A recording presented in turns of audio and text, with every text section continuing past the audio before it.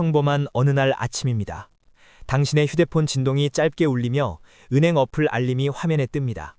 한 달을 꼬박 기다렸던 얼마 안 되는 연금이 드디어 입금되었다는 반가운 소식이죠.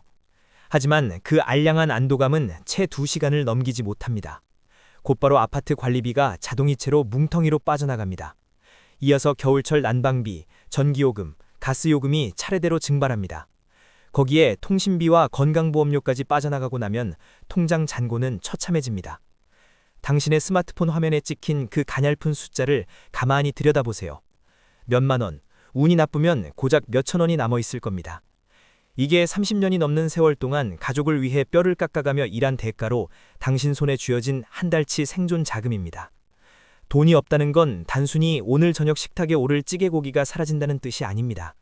우리가 살고 있는 이 차가운 자본주의 사회에서 돈은 단순한 교환 수단이나 종이 쪼가리가 아니거든요.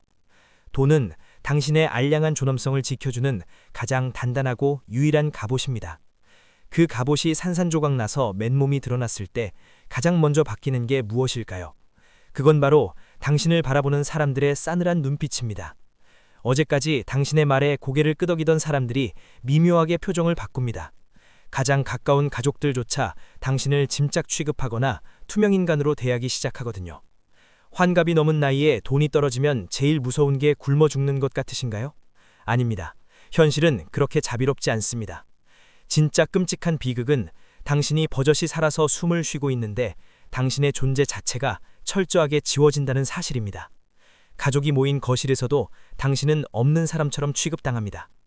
도대체 왜 평범하고 성실했던 우리 시대의 아버지들에게 이런 비참한 일이 벌어지는 걸까요? 뉴스에서 앵커들이 심각한 표정으로 매일 떠드는 통계 수치가 하나 있습니다. 대한민국 노인들의 상대적 빈곤율이 무려 40%에 육박한다는 이야기. 지겹게 들으셨죠? 경제협력개발기구 38개국 중에서 압도적으로 가장 높은 꼴찌라는 불명예스러운 기록입니다. 10명 중 4명이 빈곤층이라는 이 숫자가 왠지 남의 이야기처럼 들리실 겁니다. 나는 밥도 잘 먹고 있고 거리에 나앉지도 않았으니 안전하다고 생각하시나요? 제가 상대적 빈곤이라는 이 건조한 단어가 일상에서 어떻게 사람의 목을 조르는지 피부에 와닿게 설명해 드릴게요. 어느 날 오랜만에 옛 직장 동료의 아들이 결혼한다는 모바일 청첩장을 받았습니다. 반가운 마음도 잠시, 당신은 축의금 5만 원을 낼 여윳돈이 없어서 휴대폰만 멍하니 바라보며 한참을 망설이게 됩니다. 5만 원이 없어서 축의금을 못 낸다는 사실을 차마 입 밖으로 꺼낼 수는 없습니다. 그 얄팍한 자존심 때문에 결국 그날 몸이 안 좋다는 핑계를 대고 결혼식장에 가지 않습니다. 그렇게 동창 모임에 한 번 빠지고 경조사를 2번 피하고 나면 어떤 일이 벌어질까요? 세 번째부터는 아예 당신의 스마트폰이 울리지 않습니다. 아무도 당신에게 먼저 연락하지 않고 어느새 당신은 사람들의 기억 속에서 조용히 삭제됩니다. 사람들이 당신을 미워하거나 싫어해서가 아니에요. 돈이 마르기 시작하면 사람과 사람을 이어주던 인간관계의 끈도 함께 메말라 끊어져 버리는 게 이 세상의 잔인한 물리법칙입니다.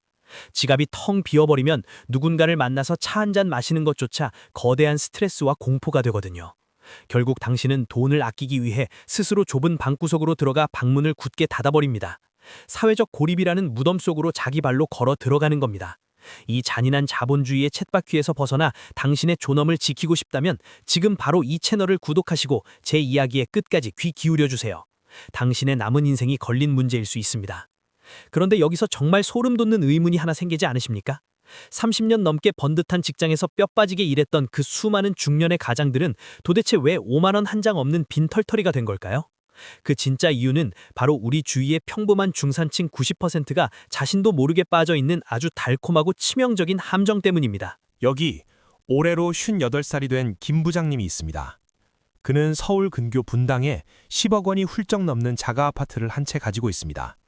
아니면 마포구에 엄청난 액수의 전세보증금을 깔고 번듯한 아파트에 살고 있죠. 김 부장님은 매일 아침 거울을 보며 스스로를 꽤 성공한 중산층이라고 굳게 믿고 있습니다. 하지만 차가운 경제학의 관점과 현금 흐름의 잣대로 그를 평가해보면 어떨까요? 그는 그저 번지르르한 지 표면만 핥고 있는 아주 가난한 사람일 뿐입니다. 우리는 이런 현상을 하우스 푸어라고 부릅니다. 집은 있지만 정작 쓸 돈은 한 푼도 없는 지독한 가난이죠.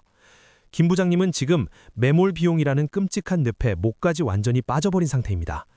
제가 이 기막힌 상황을 아주 이해하기 쉽게 일상적인 비유로 설명해 보겠습니다. 김 부장님의 전 재산은 뜨거운 사막 한가운데 지어놓은 거대하고 아름다운 얼음집과 같습니다. 남들이 밖에서 보기에는 그 얼음집이 아주 웅장하고 그럴싸해 보이죠. 하지만 당장 당신이 목이 타들어갈 듯이 갈증이 나서 미칠 것 같은 순간이 오면 어떨까요? 그 단단한 얼음 벽돌을 뜯어내서 당장 마실 물로 바꿀 수는 없습니다. 그의 평생 모은 모든 현금은 그 차가운 콘크리트 아파트 벽돌 속에 꽁꽁 묶여 있습니다. 게다가 남은 쌈짓돈마저 자식들 명문대 입시 학원비와 해외 어학연수 비용으로 모조리 빨려 들어갔습니다. 당장 지갑을 열어보면 내일 아침 국거리를 살 현금조차 말라붙어 있습니다. 이게 도대체 왜 그렇게 위험하고 치명적일까요? 평상시에 일이 잘 풀릴 때는 그 얼음집이 나의 노후를 지켜줄 아주 든든한 방패처럼 느껴집니다. 부동산 뉴스를 보며 집값이 올랐다는 소식에 왠지 모르게 엄청난 부자가 된 것 같은 착각에 빠져 웃음 짓거든요. 하지만 명심하십시오. 그 거대한 얼음집은 예고 없이 찾아오는 경제적 변수라는 뜨거운 열풍 한 번이면 하룻밤새 흔적도 없이 몽땅 녹아내릴 수 있습니다. 그리고 그 파멸의 열풍은 당신이 집값이 영원히 오를 것이라고 가장 방심하고 있을 때 당신의 등 뒤에서 소리 없이 덮쳐옵니다.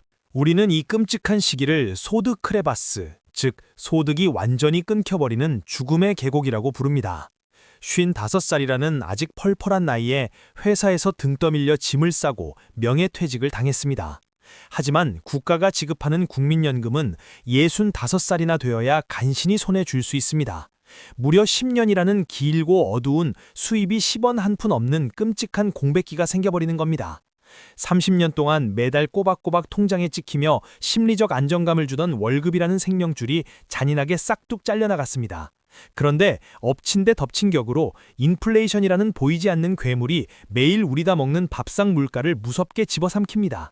어제 마트에서 샀던 계란 한 판 가격이 오늘 다르고 내일 가면 또 미친 듯이 올라 있습니다. 이 숨이 턱턱 막히는 상황에서 갑자기 아내가 크게 아파 당장 수술비로 2천만 원이 필요해집니다. 아니면 몇 년째 취업에 실패해서 방황하던 큰아들이 프랜차이즈 카페라도 차려보겠다며 눈물로 사업 자금을 보태달라고 손을 벌립니다. 현금 흐름이 완전히 막혀버려 피가 통하지 않는 상태에서 이런 엄청난 변수가 터지면 인간은 이성을 잃게 됩니다. 당장 내일 쓸 돈이 없다는 목이 졸리는 듯한 압박감 속에서 오직 살아야겠다는 원초적인 생존 본능만 튀어나오죠. 하지만 여러분, 차가운 금융의 세계에서 본능에 몸을 맡기는 것만큼 멍청하고 위험한 짓은 단연코 없습니다. 조급함과 두려움에 쫓겨서 다급하게 내린 결정은 반드시 더 깊은 절망의 구덩이로 당신을 가차없이 밀어넣게 되어 있습니다. 가장의 알량한 체면은 지켜야겠고 현금은 깡그리 말라버린 58의 남자는 이 위기를 극복하기 위해 과연 어떤 멍청한 선택을 하게 될까요? 그리고 그 절박한 선택은 어떻게 그의 남은 20년 인생을 철저하고 완벽하게 파괴해버릴까요? 인간의 심리라는 건 참으로 얄궂고 무섭도록 어리석습니다. 평생을 목숨처럼 지켜온 사회적 지위와 명함을 하루아침에 강제로 빼앗기면 사람들은 철저하게 이성을 잃고 맙니다. 우리는 손에 쥐고 있던 무언가를 크게 잃어버렸을 때 그것을 단번에 되찾기 위해 평소라면 절대 하지 않을 미친 짓을 감행하는 본능이 있거든요. 가정 내에서 추락해버린 아버지로서의 권위와 잃어버린 자존심을 되찾기 위해 가장 위험하고 무모한 도막판에 기꺼이 자기 발로 걸어 들어가는 겁니다. 회사에서 쫓겨난 김 부장님의 땀바닥 뺀 손에는 30년 청춘을 통째로 갈아 넣어서 쥐어짜낸 마지막 생명줄, 퇴직금 몇억 원이 쥐어져 있습니다. 정상적이고 이성적인 판단을 할 수 있는 뇌 구조를 가졌다면 당연히 당장 씀씀이를 바닥까지 줄이고 현금을 사수하는 것이 맞습니다. 하지만 명절에 모인 친척들 앞에서 혹은 은퇴한 직장 동창들 모임에서 그는 자신이 아직 사회적으로 죽지 않았다는 걸 어떻게든 증명하고 싶어 안달이 납니다. 내가 아직 이 정도 거금은 거뜬히 굴릴 수 있는 능력자라는 걸 과시하고 싶은 그 알량한 허세와 체면이 모든 비극의 서막입니다. 그래서 평생 장사라고는 구경도 해본 적 없고 뜨거운 기름에 닭 한 번 튀겨본 적 없는 사람이 퇴직금 전부를 쏟아부어 번화가의 대형 치킨집이 덜컥 차려버립니다. 아니면 남들이 몇 달 만에 돈을 몇 배로 불렸다는 달콤한 헛소문에 휩쓸려 실체도 없는 주식이나 가상화폐 시장에 피 같은 노후 자금을 모조리 밀어 넣습니다. 이것은 순수하게 경제적인 수익을 내겠다는 목적이 아니라 가족과 주변 사람들에게 내 가치를 다시 인정받고 싶은 비참하고 처절한 발버돌에 불과합니다. 하지만 피도 눈물도 없는 거시 경제의 차가운 톱니바퀴는 이 늙고 순진한 초보 사장님의 알량한 자존심 따위는 눈꼽만큼도 배려하지 않습니다. 단 몇 달을 버티지 못하고 무자비하게 치솟는 상가 임대료와 감당할 수 없는 인건비, 그리고 냉혹한 시장 논리에 처참하게 짓밟히고 맙니다. 결국 인생의 마지막 방패였던 퇴직금마저 흔적도 없이 허공으로 증발해버리고 그는 완벽하고도 철저한 파산을 맞이하게 됩니다. 자, 평생을 바친 땀방울이 단숨에 잿더미로 변하는 이 절망적인 순간, 이 남자의 가정에는 과연 어떤 소름 끼치는 지옥도가 펼쳐지게 될까요? 97년 대한민국을 휩쓸었던 끔찍한 외환위기 사태를 똑똑히 기억하십니까? 그 시절 숱한 아버지들이 하루아침에 직장을 잃고 차마 가족 얼굴을 볼 면목이 없어 집으로 돌아가지 못한 채 서울역을 배회하며 밤을 지새웠습니다. 그때 그 참혹했던 공포와 비극이 지금 우리 집 거실에서 아주 조용하고 은밀한 방식으로 다시 반복되고 있습니다. 여러분, 가족은 무조건적인 희생과 사랑으로만 뭉친 아름다운 공동체 같지만 현실의 이면은 지나칠 정도로 잔인합니다. 가족이라는 울타리를 단단하게 묶어주는 가장 강력하고 현실적인 접착제는 슬프게도 바로 돈이기 때문입니다. 가장의 주머니에서 흘러나오던 돈이 메말라 붙는 그 순간, 집안에서의 권력 구도는 소름이 끼칠 정도로 차갑고 냉정하게 뒤바뀝니다. 예전에는 아버지가 헛기침 한 번만 크게 해도 시끄럽던 저녁 식탁이 쥐 죽은 듯 조용해졌지만 이제는 아무도 아버지의 쉰목소리에 귀를 기울이지 않습니다. 명절이 되어도 눈에 넣어도 아프지 않을 손주들은 더 이상 할아버지 품으로 반갑게 달려와 안기지 않습니다. 할아버지의 낡은 지갑에서 더 이상 빳빳한 용돈이 나오지 않는다는 걸 영악한 아이들이 본능적으로 가장 먼저 눈치챘기 때문이죠. 거실 소파에 앉아 아버지가 한마디 거들려고 입을 떼면 자식들은 바쁘다며 스마트폰만 뚫어져라 들여다보거나 짜증이 가득 섞인 한숨을 푹푹 내쉽니다. 어느새 평생 가족의 생계를 위해 자신의 뼈와 살을 갈아 넣었던 이 늙고 초라한 난자는 집안에서 낡고 삐걱거리는 거추장스러운 가구 취급을 받게 됩니다. 내다 버리자니 주변의 눈치가 보이고 그냥 집에 두자니 좁은 공간만 차지하는 아주 성가시고 불편한 애물단지로 전락해버린 겁니다. 차라리 밖에서 남들에게 멸시와 무시를 받는 건 어떻게든 이를 앙다물고 피눈물을 삼키며 견뎌낼 수 있습니다. 하지만 내 빛나는 청춘과 땀과 눈물을 몽땅 쥐어짜내어 정성껏 먹여 살렸던 내 핏줄들이 나를 동정심과 귀찮음이 뒤섞인 벌레 보듯 쳐다볼 때 그 끔찍한 고통을 상상해 보셨습니까? 평생을 바친 가족에게마저 잔인한 사형 선고를 받은 이 가난하고 늙은 남자가 도달하게 될 가장 비참하고 어두운 종착지는 과연 어디일까요? 어느 춥고 늦은 밤, 방구석에 홀로 누워있던 김 부장님은 갑자기 가슴을 날카로운 송곳으로 쥐어짜는 듯한 끔찍한 통증이 느낍니다.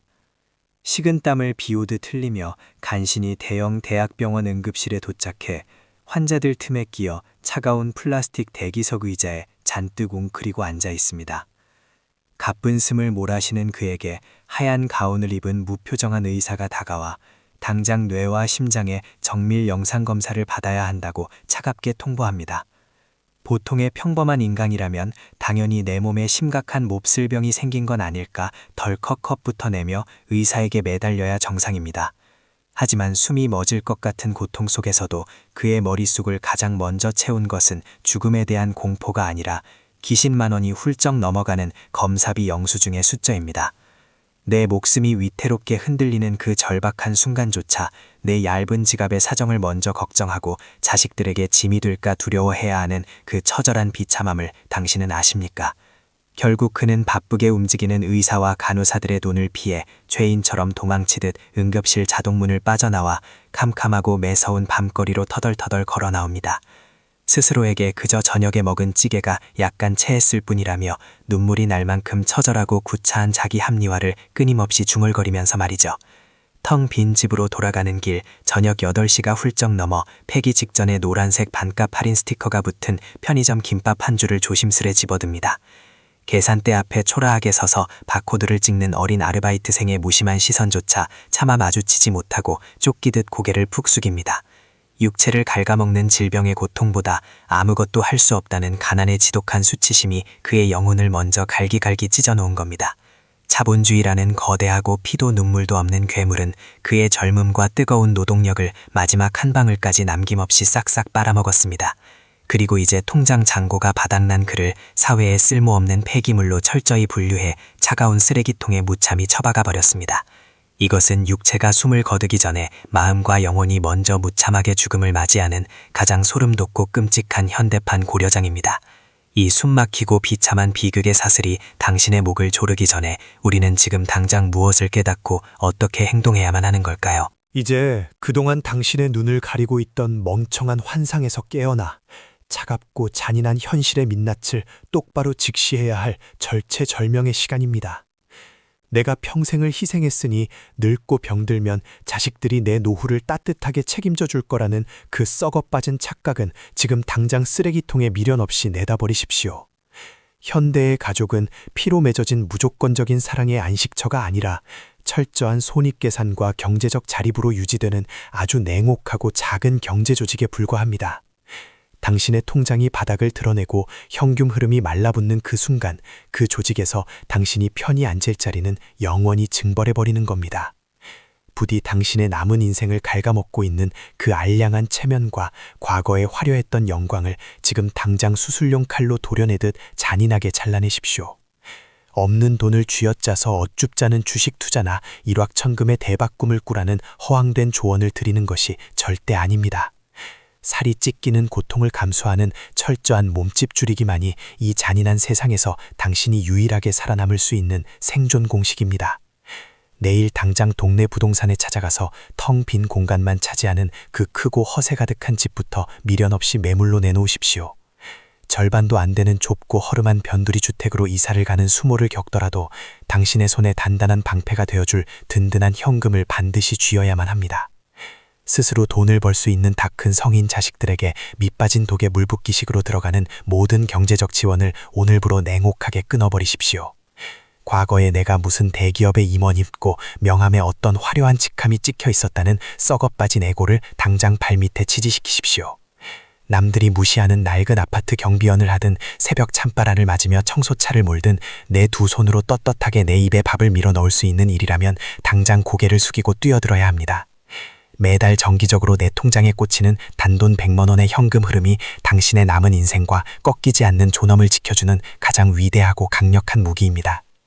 진짜 사나이의 가치, 한 인간으로서의 묵직한 존엄성은 과거에 당신이 얼마나 잘 나갔고 돈을 얼마나 물쓰듯 썼느냐에 달린 것이 아닙니다. 생애 마지막으로 치닫는 외로운 순간에 병원비늘 돈이 없어서 혹은 따뜻한 밥 한 끼 사 먹을 돈이 없어서 남에게 비굴하게 고개를 조아리고 눈물로 구걸하지 않는 것. 오직 그것만이 이 차갑고 냉정한 자본주의 사회에서 당신이 숨이 멎는 마지막 순간까지 목숨 걸고 쥐고 가야 할 진짜 존엄입니다.